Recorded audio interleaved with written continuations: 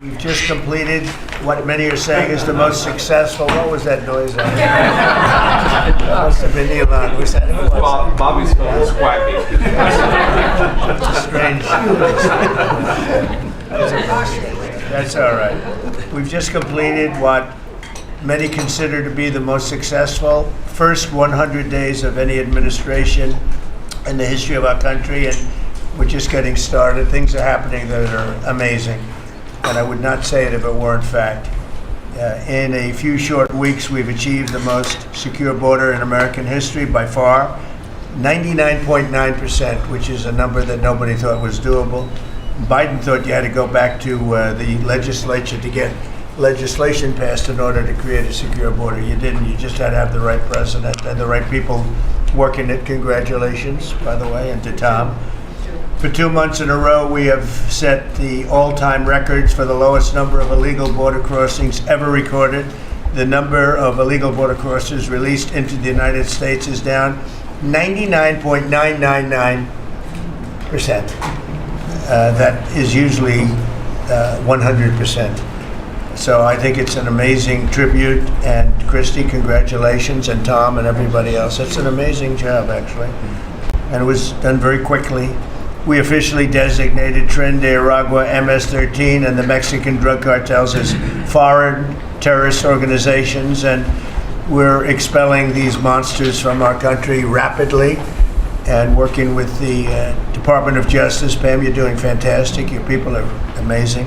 We're having some judge problems. Everybody's reading. We're having some judges that don't like, killers, murderers being thrown out of the country. So I don't know what their problem is, but we have little difficulty. We won on the basis of a great border and of getting criminals out of our country. That was why we won every swing state. We won by millions of votes. We won everything. Every metric we won by a lot. It was a massive victory, and we won, I think, largely because of this issue. I put this issue as number one issue. And they don't want us to do what we're supposed to do, and I don't think that can be. And I hope the Supreme Court is going to fully understand what's going on. We have to get the criminals out of our country, and that's the basis under which we won the election.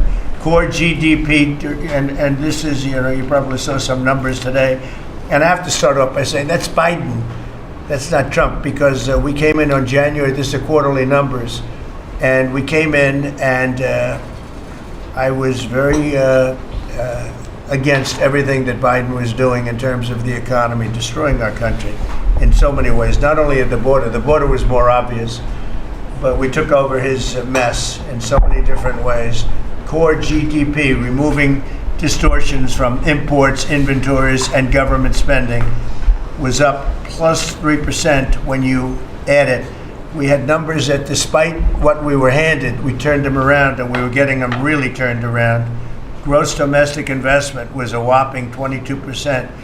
Now, that is a number that people are coming in at numbers. For instance, I just walked in, I heard Samsung is now, because of the tariffs, they're going to build massive facilities in the United States. If we didn't do the tariffs, they wouldn't be doing that. So it takes a little while to get those facilities built, but they're coming in with big numbers. They're all coming in with big numbers. We have more money being spent than at any time in the history of our country. We're up to close to $8 trillion, I think I can say. And really, it's going to be a lot higher than that. Those are just the ones that we know about, 8 trillion. I'm not going to say, but I'm not sure if Biden did $1 trillion for 4 years, 1 trillion. But we're at 8 trillion for 2 months, because let's give us a pass on the first month. We were sort of getting a little bit used to things, right? But after 2 months, we have $8 trillion. There's never been a number like that. And that includes chip companies, car companies, every form of manufacturing, high-tech companies. Nobody's ever seen anything like it. So $8 trillion. I can talk about gross domestic product, gross domestic investment. I can talk about a lot of things, but to me, the biggest numbers, the kind of numbers that are, and these people are coming in. Our Secretary of Commerce spent the weekend. He went down to Arizona to see what was happening with the biggest chip company in the world. And he said, Howard, you've never seen anything like it. You want to just describe what you saw? So they're investing $165 billion in 1,100 acres in Arizona, and they're building the highest tech chip manufacturing, semiconductors, and 4,000 employees. You know, American tradecraft, right? Technicians doing every kind of work. The classic foundation of America is building it. They had 14,000 people. They're expecting 40,000 people to build the rest of their plants and to employ 20,000 people for the rest of the time. And This is all driven. You never saw a site like that. And this is all driven by your tariff policies. No chance this be happening without you. It's going to be about 40% of the chip market from that one section, and this is the biggest chip maker. They have 99% of the market. They come from Taiwan, and unlike the CHIP Act, which was done by Biden, where they hand everybody billions of dollars, the thing they don't need is money. They got plenty of money. What they need is an incentive to come in, and the tariffs, they're building because of the tariffs. If without the tariffs, and I'd like to say they're building because of November 5th, the election, and the tariffs, but I'm going to be a little more blunt. They're building because of the tariffs, and November 5th gave them the tariffs. So it's amazing when you look. And these are not companies that go out and say, well, we're going to build, we have to go get our financing. Let's go. Like we would, in New York, everybody would look, you know, you'd get a building site, and then you'd look around for money, you'd look around for financing for 6 months, you'd get your financing. You'd build your building, the market would be good, you'd make money, the market would be bad, it wouldn't be so pretty, you'd have to negotiate, blah, blah, blah. This is different. These people have so much money, they don't know what to do. I asked Howard, did they finance it? No, they do it through cash. And they say that site, and they just started, you know, they just announced it like a month ago, and they've already started. He said, I've never seen a site like it so big. So, you know, you're talking about essentially a $50 billion building. Now, if you build a warehouse for $50 million, that's a big warehouse, Scott. But a $50 billion building, that's a lot. They're building the electric, they've become a utility. And I've given them the right to become. They're going to build their own electric, they're going to build their own electricity, which they need tremendous amounts of electricity. They're going to build it themselves. Anything they have left over, they'll hook that into the grid. But the grid is old and they're unreliable, and bad things can happen to grids. I said, if you want, you can hook into the grid, but that's a little bit risky. Or you can build your own electricity and become your own utility. And they, I think in all cases, are deciding to do that. So it's very exciting, and we have a lot of things going. We took over on January 20th. These are quarterly reports. We took over on January 20th. The tariffs haven't kicked in yet. I know that, and I don't want this to happen, but I know that China is doing very poorly right now. I just saw some reports coming out, and I don't want that to happen to China. I like the president a lot, President Xi. I don't want it to happen. I was actually saddened to hear it, but they are getting absolutely hammered in China. And, you know, they're sending boats, the biggest boats in the world, carrying cargo like nobody's ever seen before. These are the biggest boats in the world, biggest cargo ships in the world, and they're coming and they're turning around in the Pacific Ocean.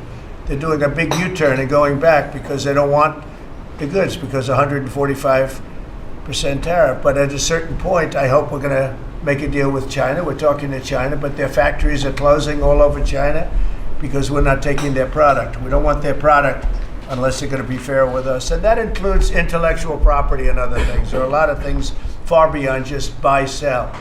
So we'll see what happens. But, you know, I was not, because somebody said, well, were you happy? I said, I am not happy. I want China to do well.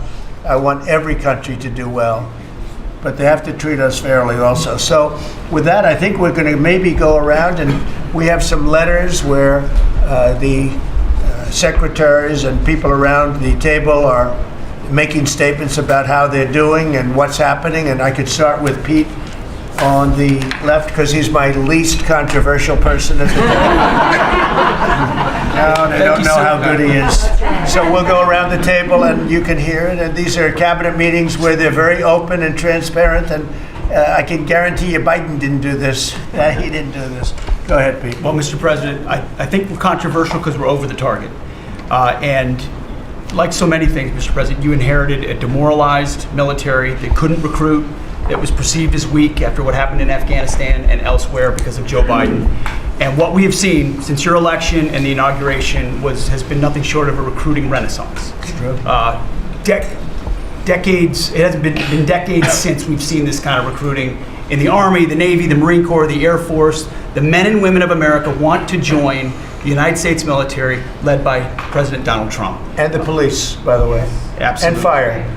I always mention the fire, but the police and fire, likewise they have waiting lists now, and 6 months ago was a disaster. Go ahead. Truly historic. We can barely absorb the volume and retention as well. Men and women in the military who don't want to get out now that they have a real commander-in-chief.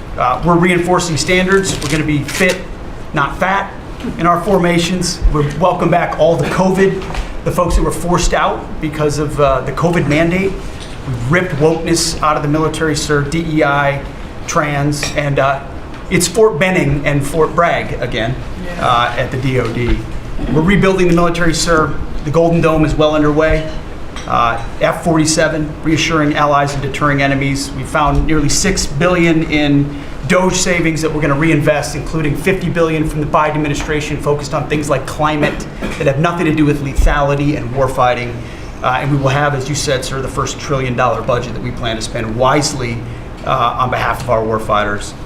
From day one, sir, we've helped get 100% operational control of the border, coming alongside DHS and CBP. That's right. We've got 11,000 troops on the border who now, because of the new national defense area, sir, can help detain illegals at the border and hand them over to CBP. It used to be if you saw camouflage on the border, they could hold binoculars, and that's it. Now we can detain and assist, and we're going to get 100% operational control of that border. Our NATO allies know they have to step up.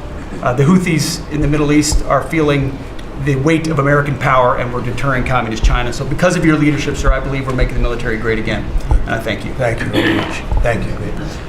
Howard?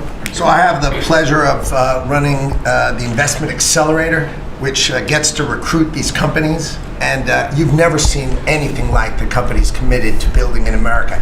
Technology companies have committed over $2.5 trillion to build in America based on your tariffs, right? Sovereign countries all backing, the whole Middle East and all these countries backing their sovereign wealth funds. They all want to invest in America, and they're coming in, again, over $3 trillion committed. So just those two topics, you're at $5.5 trillion, and then you've got the whole pharma industry knows it's got to come home because America pays for all the drugs of the world.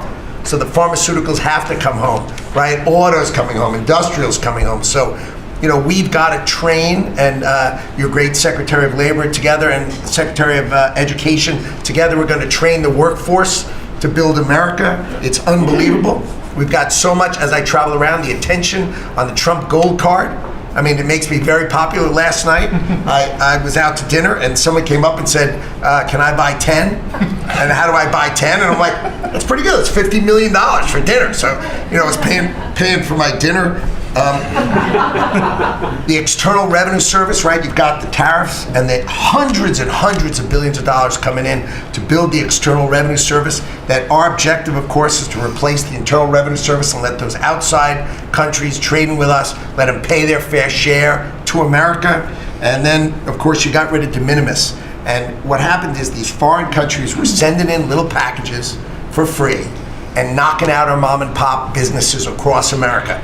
You put an end to it, and you're going to rebuild the mom and pop and the small business of America. You're their president, and I'm proud to support you. It's very important. De minimis. It's a big deal. It's a big scam going on against our country, against really small businesses, and we put an end to it. Mr. President. So, CAFE standards, we have the fuel economy standards on vehicles that are going to go to 50 miles per gallon. We are going to rewrite those standards, bring it down to something that's far more reasonable. Elon's fine with that, I hope. But it's going to drive down. It's going to drive down the price of a car in America, making cars more affordable for families. Also, Biden had the social cost of credit when we build infrastructure, roads and bridges, adding 3 to 5% on infrastructure costs. We've gotten rid of the social cost of carbon, driving down the cost to build roads and bridges across the country. We have what is called follow the law. So we have so many states and municipalities that don't follow the law. So whether it's DEI, discriminating against Americans, whether they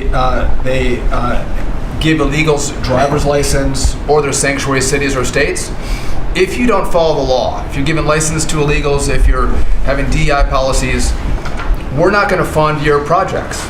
So you got to certify in your state or in your city to get road and bridge money or rail money that you're actually following the law, which includes the executive orders from you, Mr. President. We're cutting back funding. We send research money, Mr. President, to universities to do research on more equitable and sustainable transportation systems. Projects that'll use data and public opinion to inform policy and infrastructure and technology benefiting diverse communities, including women and gender non-conforming people. Just stupid wastes of money. We're pulling that money back from universities. We should do good research if we're doing research in universities. And then one last thing, air traffic control. We don't have enough air traffic controllers. We're about 3,000 short. We're working on an agreement with the union, so when controllers become retirement eligible, we're going to cut a deal to try to get them to stay longer, to stay in the tower.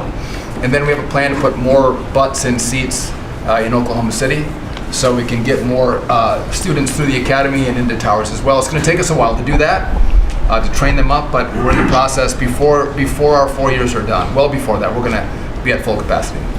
Sean, you want to tell them about, I think we have to bring it up. We have very obsolete equipment for air traffic controllers. The equipment, the towers have horrible equipment. It's been renovated for years. The money they spent over the last 4 years, this Buttigieg did a horrible job.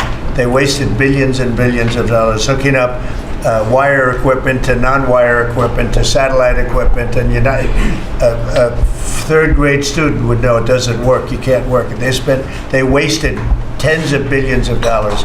But we want to put a brand new air traffic control system in, and you might want to describe that, please. You and I have talked about this. It's a state-of-the-art system, envy of the world, and it's. I mean, listen.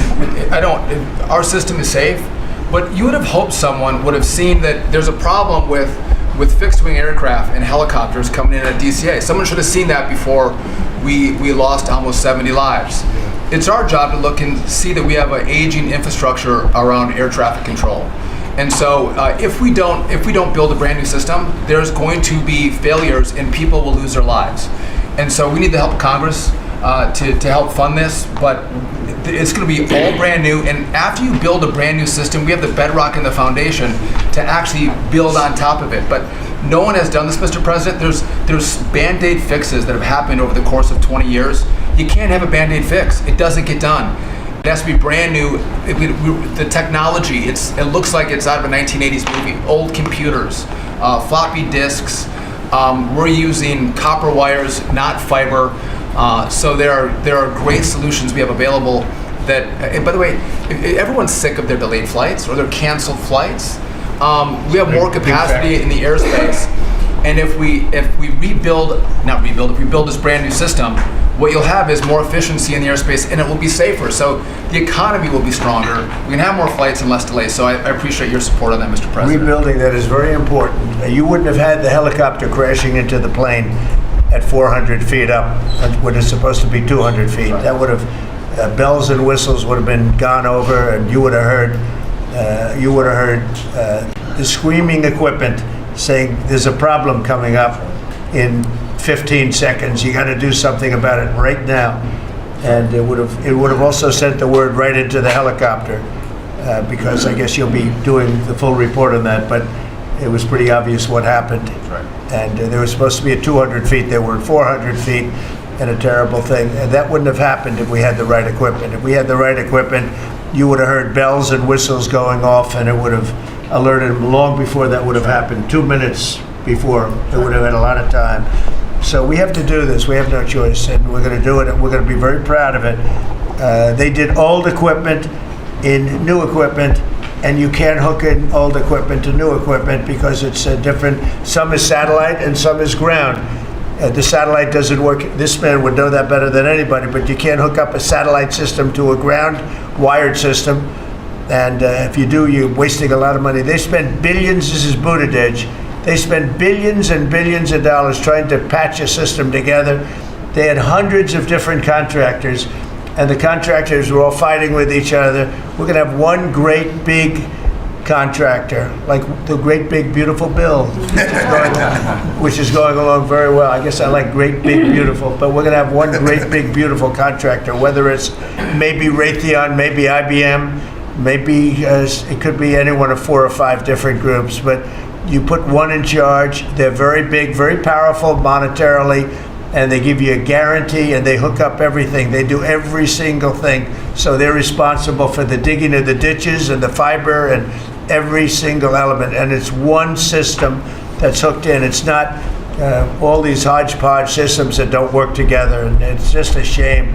It's basic construction, but it's complex stuff. And there are a few companies that do it unbelievably well, and we're going to have that. So good job, Sean. I know that's your big project. And Mr. President, no one has done it because it is complex. It's hard to do because as you're building a brand new system, you have planes taking off and landing, and so because it's complex, no one has done it. And you've given the directive and the support to make this happen. So well, thank you. ours is going to be an all-new system. It's going to all hook up. It's going to be the same tower is going to have the same equipment, and all towers all over the country, all over the world actually, mostly, are going to be hooked in together. And when there's a problem, when planes are too close, you will hear a sound that's very ear-shattering, and I've heard it, and it's amazing. I mean, honestly, it's amazing. It's real genius stuff, and we didn't do that. What we did was just waste money. You could have just thrown it right out the window. What they did in this last 4 years was disgraceful. Whether it was the border or this, you can name 100 different things. The worst administration ever. Okay. Thank you, Mr. President. Thank you. Mr. President. Secretary, thank you. Yeah, Mr. President, thank you. And I think one of the things that I want people to understand about the VA is we're part of the national security interest you have, and you've laid the groundwork for that. It's leadership and making sure that with the Secretary of Defense and myself, we take care of veterans on 2 ends. One when they come in, and one when they serve and they've earned the benefits that we have. And one of the things is if we're not doing our job on our end, then the recruitment and all goes down on the other end because we have a full spectrum. That's what leadership is about. What we found, and speaking the last 4 years, is we found an administration that wanted to throw money and people at problems, but they didn't want to put leadership in. They just put money and people at it, and we saw wait times stay the same. We saw issues of suicide rates, death by suicide, not change. We saw a homelessness issue barely go down. We saw disability claims skyrocket when you took place over 250,000 back dislodge, which we're already bringing down almost 40,000 so far just in the last couple of months. But we've also put back what you, and I was in Congress when this happened, and I was glad to see it. The Mission Act is back front and center at the VA. We're actually doing community care. We're actually giving the veteran the choice that they've earned and they deserve, whether they can get their VA care inside our facilities or in the community. It's their choice. It's VA care. We're going to give them the highest quality care wherever they want to go. Also, we're expanding out options for treatments and others for those that are new. We're experimenting and looking at new counseling ideas, all new drug techniques that we can help with PTSD, TBI, the things that are affecting our veterans right now. But also we've taken the leadership to take people and bring them back into work where they're actually communicating. They're back in our offices. We put thousands of people back in. We're processing more claims daily than we were in the last little bit, hit 1 million before has ever happened, and we're actually bringing it down. And I've actually taken our deputy secretary, and he is actually handling a strike force now to bring down that disability claim, plus our regular work that we're having done. We've also taken almost $300+ million and taken it out of contracts that we've all heard about so far. We were doing contracts for meeting notes and PowerPoints. And if our folks didn't know how to do meeting notes and PowerPoint, go online and learn yourself. We're not going to pay for it anymore. And we took $360 million and put it back into community care and also our health records management system that we have. We've opened 6 new facilities just in the last little bit so all the media who wants to talk about how we're hurting healthcare, we just opened 6 new facilities. By the way, thank you, you're welcome. As we go from that, we continue. We've also took $11.6 billion in ceiling values of contracts and terminated that we did not need, resulting in significant cost avoidance for the future, but also still maintaining the ability to take care of our patients and also our disability benefits. We've also gotten unity again. We did away with $14 million in DEI spending. We've ended gender dysphoria treatments. We phased that out. All directed, the savings from that go to paralyzed veterans and amputees. We've also continued to work toward, as you've, in anti-Semitism and also anti-Christian bias that we saw. The biggest thing though, Mr. President, I want to state, is you told me when you said for me to take this job, you said take care of my veterans. Well, we've done something in taking that step forward. The veteran is back first at the VA. The VA is not about itself anymore. We're not a self-feeding animal. It's about a service organization that takes care of one of the best we have, and that's our veterans. And that, Mr. President, we're just getting started. Thank you, Doug. How are you doing with the suicide rates? We're getting, it's tough, Mr. President. That's something that we're looking at. This is something that we've had $588 million has been spent over the last, especially 4 or 5 years to be prevention, and yet the number stayed at 17 or 21, wherever you want to have it. We're now opening that back up, taking in nonprofits. We're bringing in others who have things that are actually looking at. I've worked with Secretary Kennedy and others on the idea of we're opening up the possibility of psychedelic treatment and others that give us an opportunity. We got to research it, make sure it's good, but it's opening up that possibility. And I think, again, veterans are understanding now that we're putting them first. When I go to these hospitals, they're actually coming up saying thanks. We're back in where we need to be, and we're seeing a workforce develop. So suicide is going to come down. It's also going to take some transition stuff that your Secretary of Defense has been very helpful on. We've got to transfer them out of the military so they come to us better, but we're working on that. Good. There you go. Thank you. Jameson? Mr. President, it may come as a surprise, but this has been the busiest 100 days in the history of the By the way, in history, you know, this is the biggest deal ever done. If you sold IBM, ExxonMobil, and 5 other companies together, it's peanuts compared to what we're doing. This is the biggest deal ever done financially in the history of the world. And I think we're doing great. You're going to see some big results. Go ahead. And I'll just say something that Secretary Duffy said in his context, because it's complex, no one has done it. So this is something, a reordering of global trade that hasn't happened since the end of World War II. And it's long overdue because we've seen manufacturing offshore under the old global trading system with the net result of the global trading system is that all the manufacturing goes to Asia and other places. That's a system you have to replace, and that's what you're doing. They said you wouldn't be able to do global tariffs. We did it. They said everyone would retaliate. No one retaliated outside of China. They said no one would come to negotiate. We're talking to dozens of countries. They said no one would have offers. We have dozens of written offers. We have lots of countries in this week. This is like a break for me to come. You have the list of with all the countries that want to negotiate. Sure. They all So want to this negotiate. is, They want to make a deal. don't zoom in on this. Yeah, this is like a tracker, right? We have all these columns of which countries have come in, when we started negotiations, who gave us an offer, are we in technical talks, and when do we expect to have deals done? Those are some weeks out, but we're working very quickly on this. Thanks, Steve. Thank you, Jameson. You're going to have a lot of fun for the next 3 weeks. Fun. It will be fun. Mr. President, the last 4 years, the world experienced a total lack of zero leadership under Biden, and then we've had 100 days of your leadership with respect, with strength, starting with there'll be all hell to pay if you don't let our people go. Dozens, over 40 Americans have come home under your leadership. Far more terrorists are no longer threatening the homeland under your leadership, pulling all of these agencies together, including the evil individual responsible for the Abbey Gate bombing, and to sit with the 13 Gold Star families, and you showing that follow-up and that justice has been incredible. But pulling this great team together, Mr. President, everything from revitalizing shipyards to cyber to space, that takes this entire team working together.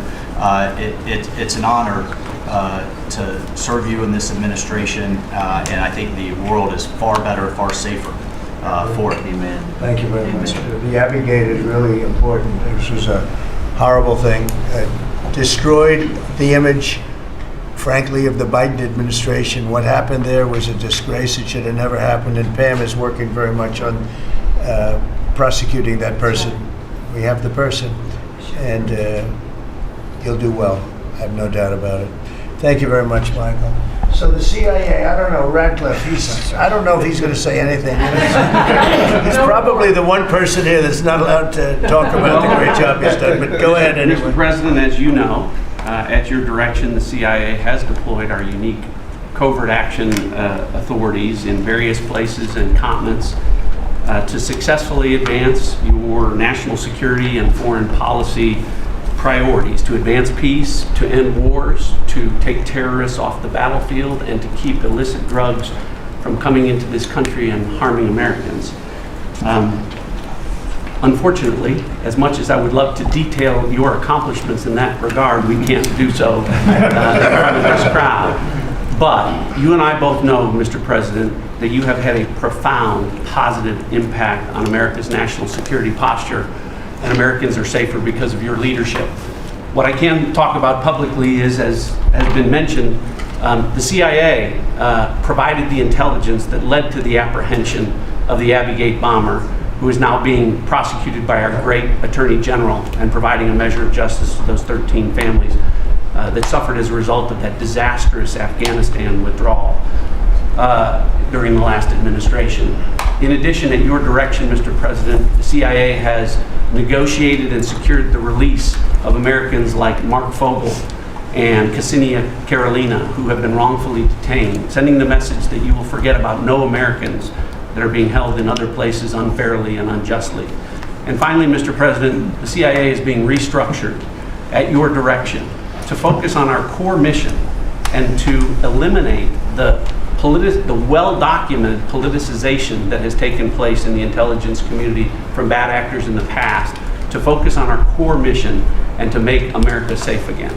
Thank you for the opportunity, Mr. President. Good job. You're doing a great job. Thank you very much. Russell? We're obviously involved in a number of budget bills that are moving, trying to make sure all of your priorities are reflected in the reconciliation, working on our upcoming budget. Wonderful job by the entire cabinet on that front. Details soon on that front. Sending up rescissions bills to Congress for things that Elon has found. But the regulatory aspect is something we don't talk about enough. And right now you've given us a goal of 10 for 1. We are working right now with all of the agencies to rack up how big of a deregulatory agenda that we can have. When you came into office, you basically stopped $200 billion in costs to American families just by stopping the Biden regulatory agenda. That's about $2,000 per family. We think when we're going to hit these 10 for 1 goals that we could be in the neighborhood of about $900 billion in savings to American families. That would be substantially bigger than that $2,000 number. And the point that I would make, in addition to just savings cheaper to the American people, there's an aspect of wisdom when you're enforcing these rules that comes into play. And I'm your regulator for the Consumer Financial Protection Bureau, and we found this small mortgage lender in Chicago. His name is Barry Sterner. He had a firm called Townstone. And CFPB had gone after him because he complained about crime in Chicago, literally the same thing that the Democrat mayor had talked about. And they came after him for 7 years on a redlining disparate impact claim and ruined his life. We overturned that. We apologized on your behalf to that individual, and we basically, without having to go through notice and comment, we ended the policy that set that in motion. And so that's happening across these agencies with how they are using their enforcement discretion, and it will only continue based on the stone wall of backing that you've given us to make these hard calls. I don't think they're actually that hard, but no one's done it to this point, and we were able to go forward and do that because of the backing that you've given us. So maybe the biggest thing we're working on, maybe bigger than tariffs in a certain sense, is we call it the One Big Beautiful Bill. And that's wielding its way right now through the Senate. And John Thune has been actually amazing. And the Speaker has been so great, Congress. Mike Johnson has been really two guys that they get along great, and it's just been a beautiful, unified attack, really, because we have to attack because the Democrats are trying to stop it at every turn. It would mean a 58% tax hike if they were successful, and lots of other bad things beyond the tax hike. But with us, it'll be the biggest tax cut in American history. How are we doing with the bill? We're doing great. We're day in, day out, hour by hour negotiations to make sure your stuff is in there, and to make sure we have the border resources, the defense resources, and to save the American people some tax money and make sure all those tax cuts that you ran on are in there that help get people back into the workforce. And I think we're making a ton of progress. I think we're doing well. Like I said, the biggest tax cut in the history of our country, and it would be the biggest tax increase if the Democrats are successful. They're the only people I've ever seen running for office where they want to increase taxes, but this would be a 58, maybe a 60% tax increase, unsustainable for the American people. Thank you very much. Great job. Susie, the most powerful woman in the world. I agree with that. I agree. I'll be brief so you can hear from these amazing people. Congratulations to everyone on 100 days. That's been it's unparalleled in my memory and best I can tell ever. But it hasn't been busy for busy's sake. The president's promises made to the American people have been kept time and time and time again. You all have been out there spreading the word with community groups and states and media. It hasn't gone unnoticed, and let's work hard for the next 100 and have equally as much success then. Thank you. And you've done a great job, Susie. Yeah. I think everybody agrees, right? Yeah.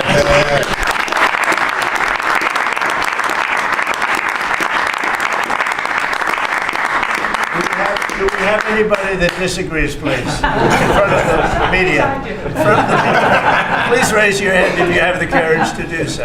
Anyway, go ahead. Yes, sir, Mr. President. Thank you. And you made it very clear that you wanted to put America first.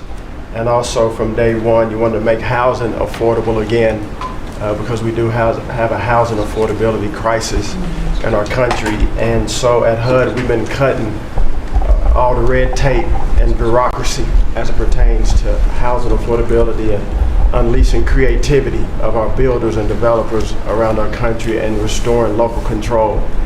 We took down the affirmatively furthering fair housing rule, as you know, which was a zoning tax from Washington. So no longer will Washington be picking winners and losers, but localities and elected officials in different states and cities will have that flexibility. Also, you alluded to securing the border, and such a great job has been done with all of our partners at the table. And at HUD, we want to make sure that the resources that we have now, which is American taxpayer dollars, in the Biden administration, they prioritize illegal aliens over the American people. And so we signed an MOU with Secretary Noem at DHS to make sure that HUD-funded housing only goes to American citizens and no longer will it go to illegal aliens coming across our border. We have about 9 million people living in subsidized housing in our country. 59% of illegal alien families use some sort of welfare program costing us $42 billion a year.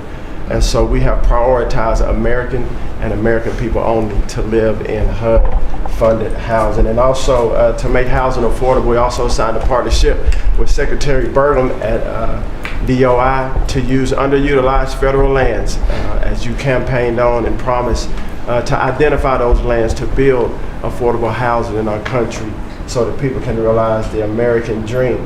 We also restored biological truth, as you did in sports. We have the equal access rule at HUD, which we took that rule down to ensure that at women shelters, that those that enter those shelters would be of the same sex, and that we would protect the ladies of our country. No longer will those that identify as women but are not women be able to enter our shelter, so that we can protect the ladies that we serve. Along with our DOGE task force, we identified over $2 billion in savings at HUD. $260 million at HUD were just in contracts, $4 million were DEI.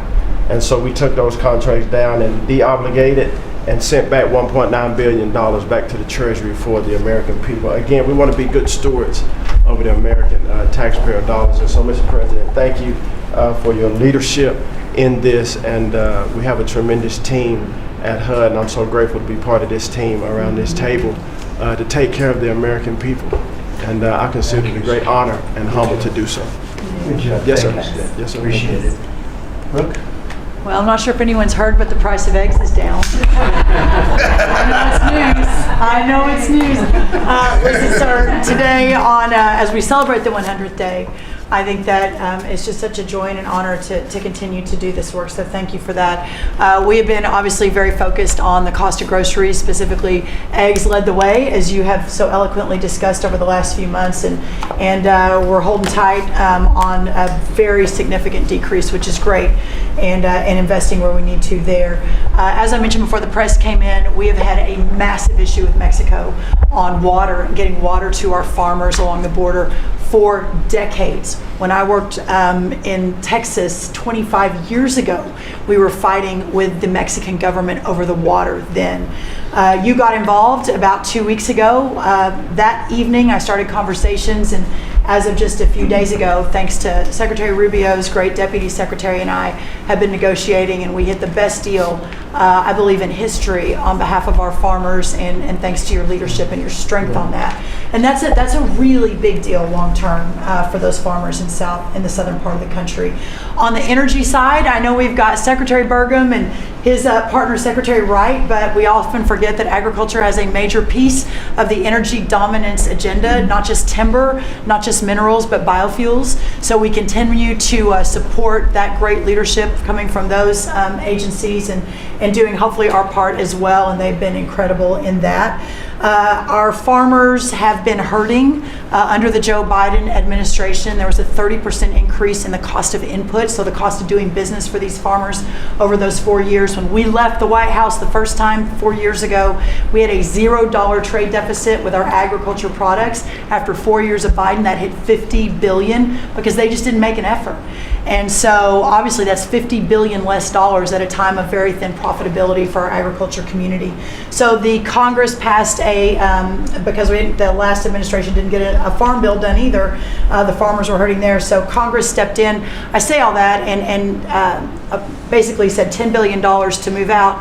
USDA, fastest in history, that money went out to those farmers that couldn't make plant their crops. And so I'm really proud of that, and you'll hear a lot of that from our farmers today, that this USDA is moving more quickly than any ever before. And we're not organizing money based on the color of skin and other ways, which was how the last administration was moving out.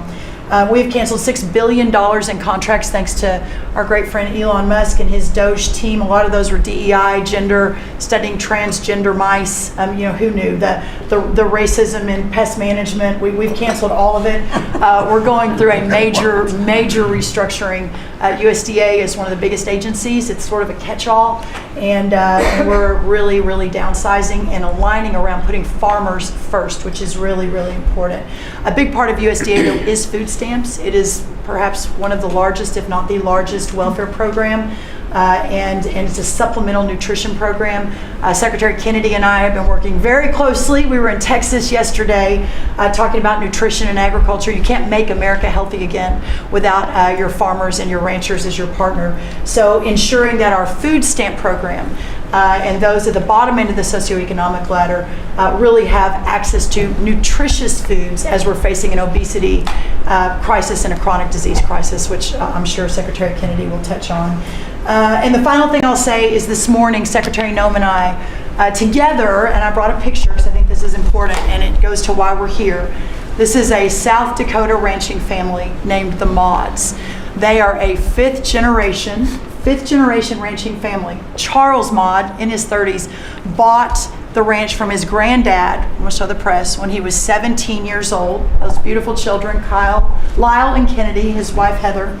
Under the Biden administration, they had, of their several hundred-acre operation, they used about 20 acres and had a fence that had been there since 1910 when their family took over the ranching operation. There had never been really any problem that had been brought to their attention. Perhaps there was a minor dispute over, again, 20 acres. This family was indicted, prosecuted, threatened with jail time, told to find guardians for their children over a fence line dispute that the Biden DOJ pushed forward. So this morning, on the steps of the U.S. Department of Agriculture with Secretary Noem, who was their governor, as the governor of South Dakota, which is where these great people are from, all charges, criminal charges were dropped, and really appreciate the Department of Justice. It was a really big day as we sent the signal that the over-criminalization and using government, and you know this better than anyone because you were in the crosshairs for so long, that those days are over and the regulation through prosecution is no more. And so this family is one of many that we'll now be talking to ensure that never happens again. Good. Thank you. Thank very you. much. Great job. Please, Scott. Sir, it's been a momentous 100 days with you at the helm, and I view this 100 days as setting the table for peace deals, trade deals, tax deals. So the next 100 days will be harvesting. You've created negotiating leverage and leadership that are going to yield remarkable results. Energy costs have plummeted. Mortgage rates are down, food costs are moving lower, and American families are finding their financial footing again. I had a group in today. America, under your leadership, is on the verge of becoming an AI superpower. That our economy had become barbelled. We had high tech and finance on one side, natural resources led by energy, which the previous administration tried to kill on the other, and you're filling in between with precision manufacturing that we're going to be bringing back through good trade policies, good tax policies. Under the DOGE at Treasury and the IRS, cost, tech support, and efficiency have increased. We have the IRS revenues are up, and thanks to the young man sent over by DOGE, the IT update that began in 1990, which was begun before he was born, is going to be finished during your term. So trade, you couldn't make it up, trade, taxes, and deregulation, the one big beautiful bill under your leadership. Speaker Johnson and Leader Thune have done a great job, but they have you as a closer on many of their members. And I'll just close by saying economic security is national security is economic security, and it's never been better. We're rebuilding it, and as I said last week at the IMF and World Bank conferences, America first does not mean America alone. Under President Trump, it means leadership. Yeah. Well said. Thank you. Are you busy enough? He's doing a great job. Thank you very much.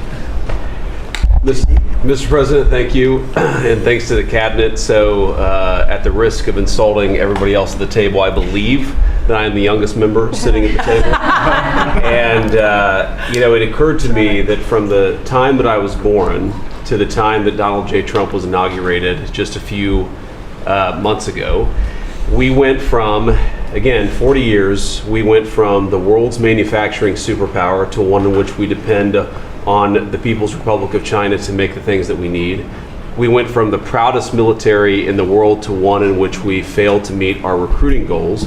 And we went from one in which bipartisan border policy was the consensus of both Democrats and Republicans to one in which we allowed 20 million people to run roughshod illegally over the countryside, causing crime, causing a stress in the welfare system.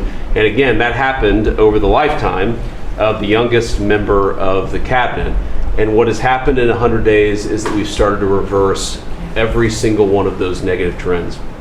And I think what it shows to me is that the president, and you sit in the Oval Office and you see these portraits of presidents past. And let's be honest, most of them have been placeholders. They've been people who have allowed their staff to sign executive orders with an auto pen instead of men of action. And the reason the media attacks this administration as chaotic is because the president is solving the problems the American people set about to solve. He's actually doing the things that he promised that he would do. And Mr. President, it's been an honor to be part of it for the past 100 days.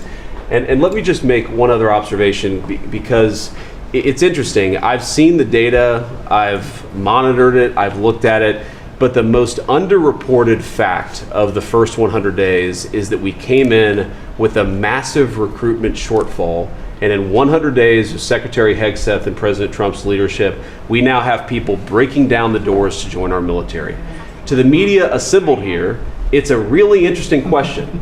Why has that happened? Completely aside from the fact that I think it's a good thing, or I think that President Trump deserves political credit for it, why did we go from a military where people didn't want to serve to now all of a sudden they do want to serve? That's a story you guys should cover, but compared to that, how much time have you instead focused on the fact that we deported an MS-13 gang member with a valid deportation order, and why is it that the press is so focused on the fake BS rather than what's really going on in the country?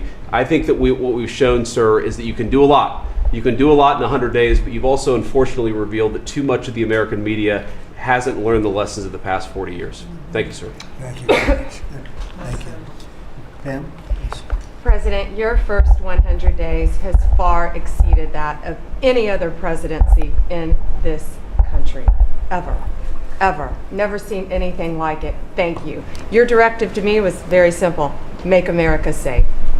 And despite that, we've still been defending over 200 civil lawsuits filed against you. On top of everything else, I think I'm representing every one of you in this room in some capacity. And no, you will not be arrested by the U.S. Marshals. Over 200 lawsuits, over 50 injunctions. And now we've got multiple cases in front of the Supreme Court, and we will succeed, and we are doing great in front of the Supreme Court, President, and we'll continue on with that.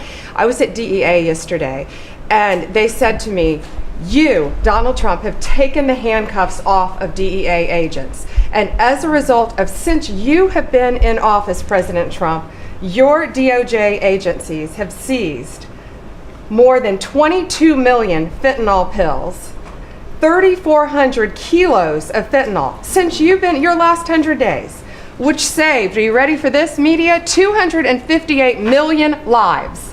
Kids are dying every day because they're taking this junk laced with something else. They don't know what they're taking. They think they're buying a Tylenol or an Adderall and a Xanax, and it's laced with fentanyl, and they're dropping dead. And no longer because of you, what you've done. ATF, since you've been in office, President, along with DOJ agencies, seized 14,500 guns off the streets. Why aren't people reporting that? 651,000 rounds of ammo. That's up 151% from 2024. That's keeping America safe. We've rescinded death penalty. We are now seeking the death penalty on cases. I'm signing death warrants. We are going after terrorism. We are going after arsonists. Whether you're burning Teslas, we will see. We've arrested 9 people so far in 7 jurisdictions. No negotiations, 20 years in prison, or you're burning down the governor's mansion in Pennsylvania. We will be there to protect you. And I've been talking to Governor Shapiro, and he greatly appreciated you reaching out as well. ISIS terrorist, we got one in New York, right around the corner. We got an ISIS terrorist in New York. We have an October 7th task force. We just broke up a huge human trafficking ring by the Sinaloa cartel. 1,000 pounds of methamphetamine on our streets. Ton of fentanyl, 20,000 Molly pills. Those are the drug of choice among at clubs and bars for young kids. They were fake, but you know what they had in them? Fentanyl. That's 20,000 lives saved because of you right there. We brought back 29 cartel members from Mexico at your direction, and one killed the Kiki Camareno, a DEA agent in 1985, and many of us got to talk to his widow and his son, who is now a judge. And they started crying. They have tried to get that guy back forever. And thanks to so many of you in this room working together, they have justice. They were crying on the phone because of what you did, President Trump. Thank you. We're going after anti-Semitism. We're unleashing everything you told us. No more DEI, no more weaponization. We have rescinded, as I said, 200 policies, and I could go on all day long, but we are doing everything in our power to keep America safe at your direction. Thank you, Bill. Thank you, President. You're really doing a great job. Thank you very much. Okay, let's go. Nice to see you, Mr. President. Well, first of all, I think what you've heard amongst this team is the leadership, because it's given us the latitude really to collaborate amongst each other, not only in this room, as Jameson mentioned, we kind of get a break for a couple of hours here, but we stay in contact actually every other day that we're working for you. And I think what that says is I was speaking to, for instance, the Farm Bureau of Texas yesterday. I'm not the ag secretary, but it matters to the workforce. I'm working with the other secretaries, Lutnick and McMahon, on education and the workforce investments that you've asked me to do. Because as you've come in and negotiated these great repatriation of these companies and the investments, we're going to need that workforce to build back this economy. And I couldn't see that more as I've kicked off my 50-state tour. We've been in 5 states so far. We'll finish all 50 states by the end of the year. And what we're talking to is the American workforce and these companies about what the market demand is. That's the difference, that we finally have made that connection. What do they need? How quick do they need it? And how fast can I get these either apprenticeships toward that million that we've put that lofty goal? We've already added 80,000 new apprenticeships already just since January. So at the Department of Labor, that tour is kicked off, and I couldn't be more honored to be on the ground and see my colleagues that we're passing in the skies, but we're on the ground together because we're all collaborating together. One of the things that we're talking about, illegal immigration, I have put states on notice. I warned all 50 governors that if they continue to reward illegal immigration by treating unemployment benefits as a handout, they're going to lose their federal funding as well. We can no longer continue to give unemployment insurance to illegal immigrants. And so I've let those governors, and I sent out that letter last week. We also eliminated discriminatory DEI offices within the department, specifically the Office of Federal Contract Compliance Programs. Most of our federal contracts were really just to focus on DEI enforcement. We were really punishing a lot of these companies. If they weren't complying, they weren't going to have a federal contract. We've let go of that program completely. $4.4 billion in unspent COVID funds came back to the Treasury from the CARES Act. Billions were collecting dust in these coffers, in the state coffers. We've asked for that money back to return to the Department of Treasury. We saved $250 million by canceling America Last, is what I call it, foreign handouts, including funding for things like transparency and accountability for Uzbekistan cotton industry. It doesn't make sense that we're funding, these foreign, and thank you to DOJ and to the government efficiency, what we have found with the fraud that we're seeing. I mean, some of these things are so ridiculous, you can't believe it. No, I write them down and I read them more than once. Cotton farmers? Yeah, it doesn't make sense. It sounds like a comedy sketch. That's right. And so again, with the executive order preparing Americans for high-paying skilled trade jobs of the future, that's our goal. The trades is where we're being focused, but all companies, and we want to make sure we're on hand for that. And what I want to say is thank you to government efficiency, because you asked us when this transitions out, will our departments and our agencies continue that government efficiency? And I think that we've surpassed that in the Department of Labor. Out of our 14,000 federal employees, 3,000 have taken the DRP, and we offered it again. So over 21% have taken that offer.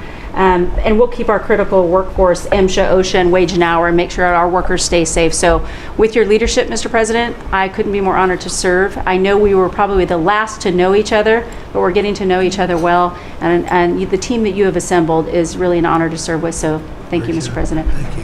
You're doing great. Thank you very much. Chris, please. Mr. President, you ran on unleashing American energy. And 100 days have shown the tremendous impacts that can arise from the unleashing you have enabled. I'll just hit a few highlights. Number one, oil, gasoline, and diesel prices are the lowest they've been in years.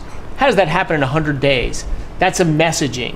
Your message that we're pro-energy. We're not against energy, we're for it. That sends a message to the marketplace that supply is easier to grow now and supply will be coming. And that's already led to tremendous savings for American consumers across the country. And we need not only more affordable energy, but we need a lot more energy. One highlight I think a couple of us have touched on is AI. This is a new emerging critical industry that's very energy intensive. It is not acceptable for the United States to not be the leader in AI. We must win the AI race and lead in that, and that's going to take a lot more energy. If you had not won election, we would not have won the AI race. Full stop. Energy would not have been there to enable us to win. Reshoring of manufacturing. These trillions of dollars you led off with, it's going to come back to our country to make chips, to make steel, to make automobiles, to make artificial intelligence, to make all of these industries we've outsourced. That's only going to be possible with way more American energy. But But we have that energy. We have those resources. We have those businesses. We have those capitalists. We just need to stop standing in the way of them and follow the lead you've set, which is to enable them, not to subsidize them, not to help them, to enable them to invest American money and create American jobs here. Regarding our balance of trade, the second largest export of the United States is liquefied natural gas. Second fastest. In the next few years, it'll be our largest export in our country. But yet, 18 months ago, the Biden administration had said, we're going to stop issuing permits for new LNG export terminals. That's just nuts. That's a great competitive advantage we have, huge balance of trade driver, a huge industry just coiled and ready to go. I just came back from Poland last night.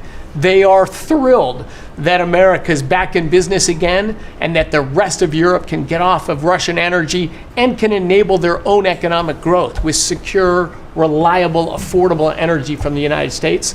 Also witnessed the signing ceremony for a deal between two large American businesses to build a huge nuclear power plant in northeastern Poland. The first of this design built in Europe. It'll be the first of many. I spoke with many other nations over there. They want to buy more American gas. They want to get American technology. They want to have a partnership with us. And they shared the message I delivered to Europe in my keynote remarks is that unleashing energy is the way you make your society safer, more prosperous, more free, and that these sort of over-the-top climate alarmism doesn't do anything to help the environment of our world, but it does impoverish people, it does reduce the security of your nation, and it makes you weaker. I think that's a constant message many of us around this table have brought to Europe. We want our friends in Europe standing up again and leaning in. A lot great is happening under your leadership. We're unleashing consumer products that Americans wanted to buy that Biden was making illegal. I'll be in Georgia on Friday at Renai's manufacturing plant. Tankless natural gas water heaters. Incredibly popular product. They almost became illegal. The return of common sense is incredibly welcome across this country, across the world. And back to Elon, that extra thing, we're going to deliver all of this with less people, less money, less burden on the U.S. taxpayers. Not smaller departments and smaller services, better, more thoughtful services done more efficiently and smarter. The way you'd have to run a business. We've got to get our fiscal house in order, and you and the people around this table are making it happen. Thank you, Mr. President. I'm honored to be here. Good job. Thank you very much. Please. Yes, Mr. President, you are 100% correct. The border is 99.99% safe, under control. You have completely reversed the entire situation. In fact, the day before yesterday, I was down in El Paso, and those Border Patrol agents are so impacted by how you have changed things in a year. They have put up huge pictures that say, under the Biden administration, the mobs of people that were pushing through razor wire and trampling children, and the chaos and the violence that was happening at that same location, they have a picture there that says, this is what the Biden administration looks like, and this is what the Trump administration looks like. It's peaceful. People who do business between Mexico and America are coming through. They're doing it legally. They're following the law, and it's all because of what you've done and what you've empowered them to do. The recruitment for Border Patrol is through the roof. For ICE agents, they want to be a part of ICE because they recognize they actually get to do their jobs. I have the Coast Guard too. Coast Guard recruitment is up over 20% just in the last 60 days. Everybody wants to be a part of what the heritage is of this country.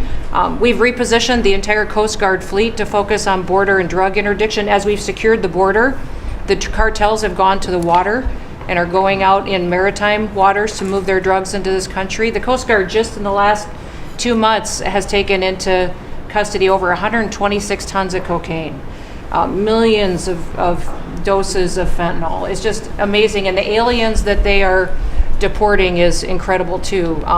We've been working with all of them. The one thing that I want to point out is the fake news has been saying that Biden deported more people than you. And it's an absolute lie. And they're letting the Biden administration get away with manipulating and cooking the books. What they're counting for the Biden administration is every single person that came to that border that they processed and let into this country. they're allowing Biden to say that was a deportation just by processing somebody and letting them come into the country. It's absolutely false. It's not true at all. You have deported over 250 known terrorists. You've deported thousands of foreign terrorist organization members and gang members, hundreds of thousands of people that were in this country illegally. We've collected $30 billion worth of tariffs through CBP, and we've also collected millions and millions, hundreds of millions of fines and penalties from people that have overstayed here in this country. So I just want to thank you. You've been a game changer. I want to thank Pete for his leadership at DOD and what they've done. I want to thank Marco for his diplomacy and getting us travel documents into these countries. Mexico has finally come to the table and now is going to take a lot more people that we're able to send back to that country. And the president of Mexico told me, sir, she turned around over 500,000 people in Mexico before they ever reached our border. We should be counting those as deportations because they never even made it to the border because she turned them around because you forced her to.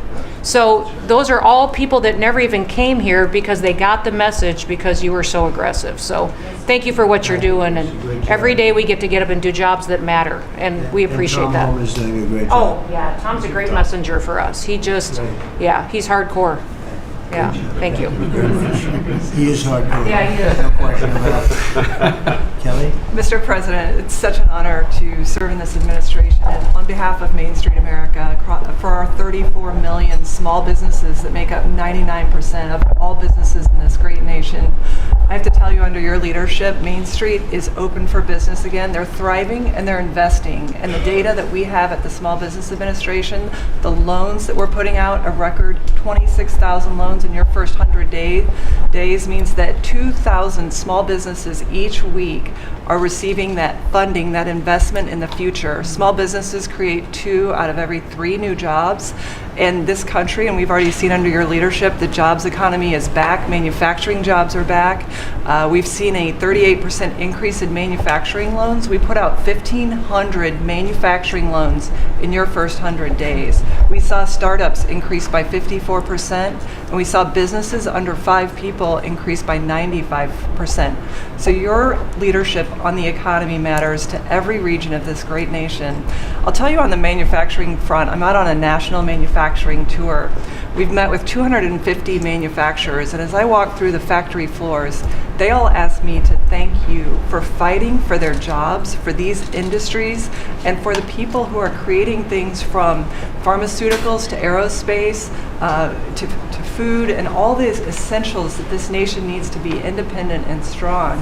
And to that end, I'm working with Congress. We'll be announcing tomorrow an upsizing of our manufacturing loans to make sure that that economic engine, because 98% of all manufacturers are small businesses. It's incredible to walk through these factories that are really creating what you had in your first administration, the blue collar boom. It's now a new collar boom because it's the intersection of technology and manufacturing and what they can create for our war fighters, for our aerospace, for pharmaceuticals with less than 300 to 500 employees, sometimes 100 employees. I was at a factory in Georgia on Monday that is creating machines to help with the Iron Dome in Israel, less than 50 employees.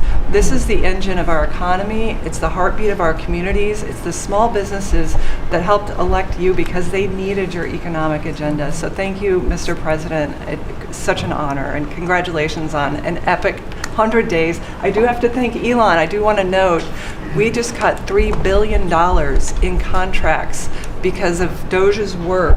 That's $3 billion that hardworking families that won't have to work until April 15th to pay for the waste, fraud, and abuse that we continue to find in this government on behalf of taxpayers. So again, thank you, Elon, as well. Thank you. Great job, Kelly. Thank you very much. Elon, I love the double hat, by the way. Yeah, thank you. He's the only one that can do that. You don't get away with it. Well, Mr. President, you know, they say I wear a lot of hats. And as you can see, it's true. Even my hat has a hat.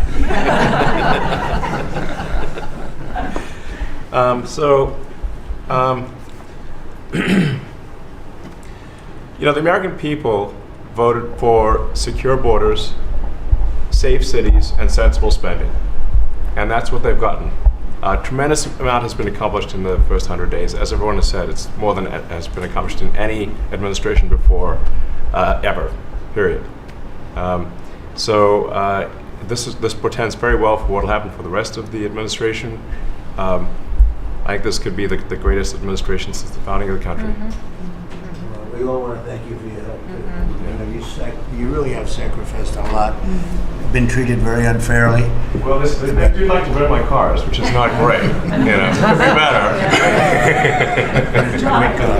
But you have been treated unfairly. But the vast majority of people in this country really respect and appreciate you, and this whole room can say that very strongly. You've really been a tremendous help. You opened up a lot of eyes as to what can be done, and we just want to thank you very much. And you're invited to stay as long as you want. At some point, I guess he wants to get back home to his cars and his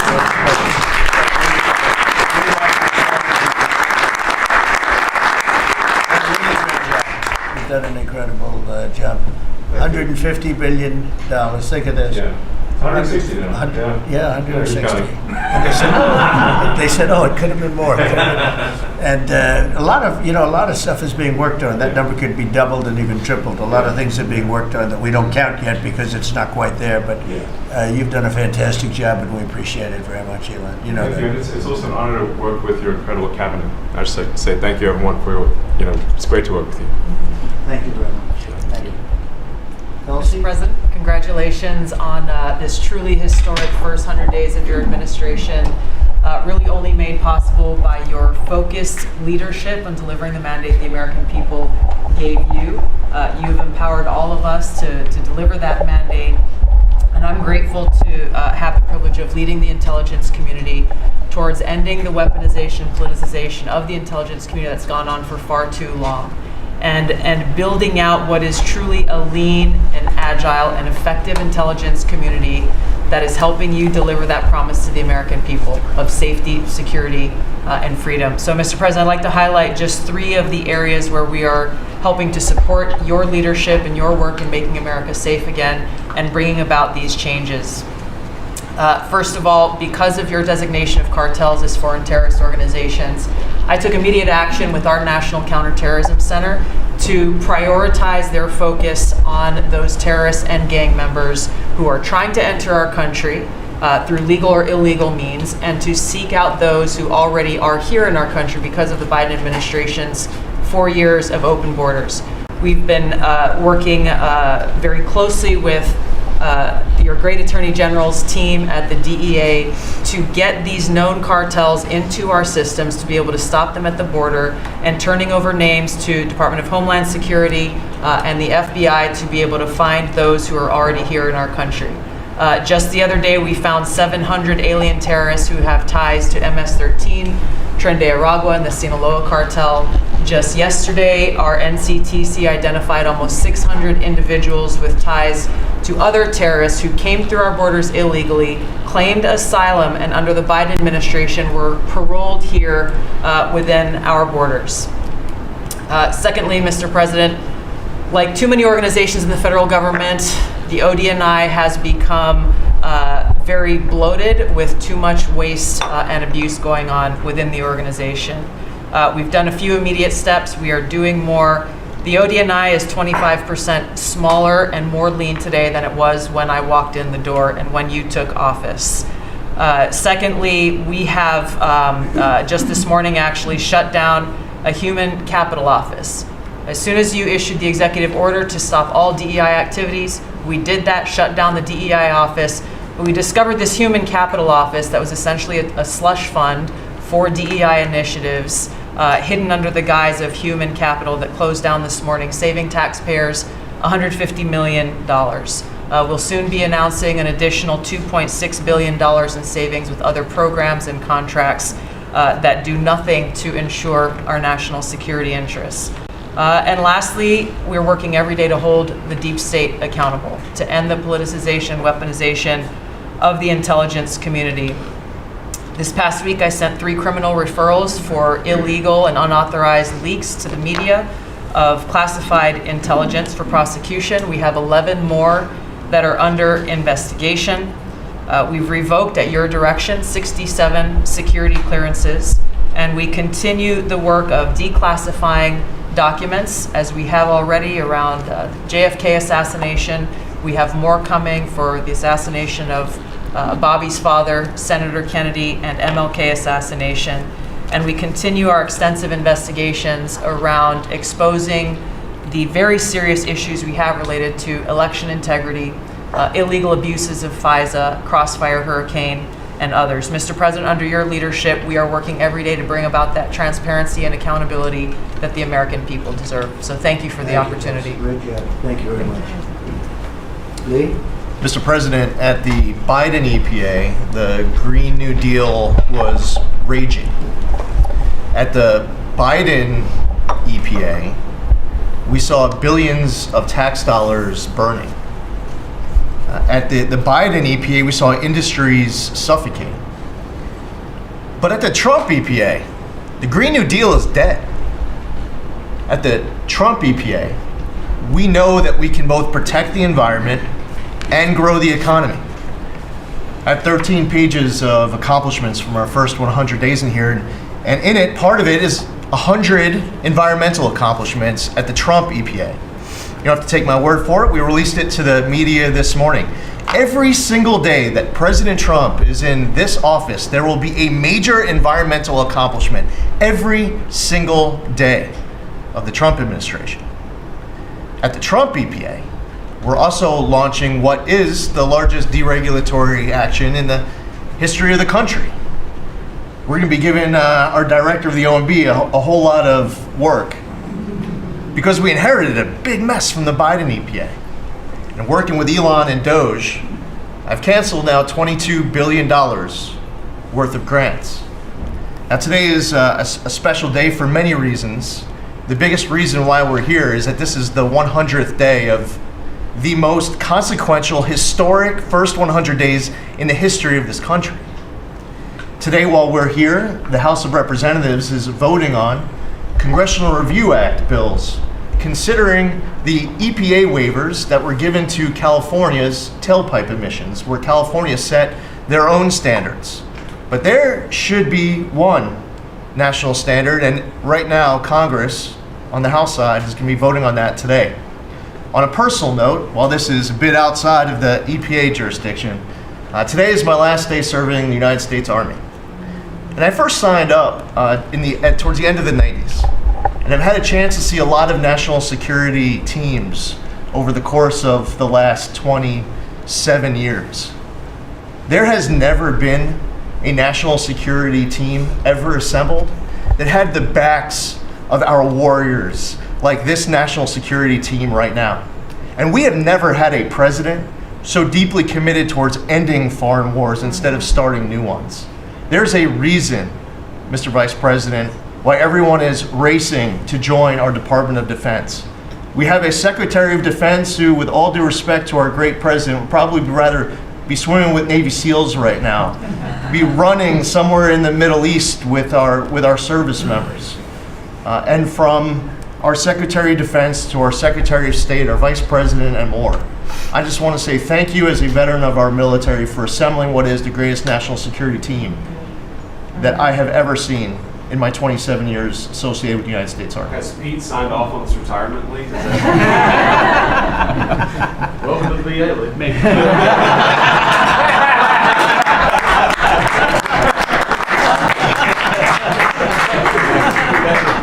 Thank you for your service, Lee. Thank you.